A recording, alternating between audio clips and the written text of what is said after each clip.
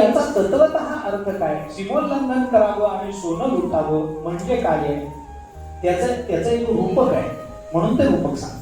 काही नाही, सीमोल्लंघन करा म्हणजे काय? आम्ही अज्ञानाच्या सीमेमध्ये अडकलेले जीव. आम्ही अज्ञानाचं सीमोल्लंघन करावं, अज्ञानाची सीमा ओलांडून आम्ही बाहेर जावं आणि सोनं लुटावं. सोनं म्हणजे तो आपटा.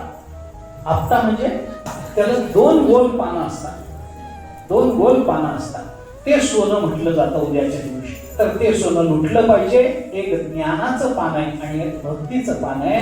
हे सोनं आम्हाला अज्ञानाचं सीमोल्लंघन करून ज्ञान भक्तीचं सोनं आम्हाला लुटता येईल असं सामर्थ्य भगवंताने ज्ञानोबाराय तुकोबारायांनी तुम्हाला आम्हाला द्यावं आणि आमची विजयादशमी उद्याची हे ज्ञानोबाराय तुकोबारायांनी आमच्या जीवनामध्ये संपन्न करून द्यावी याच्याकरता त्यांच्या चरणी प्रार्थना करतो आणि त्याकरता आपल्या सर्वांना अंतःकरणपूर्वक शुभेच्छा देतो.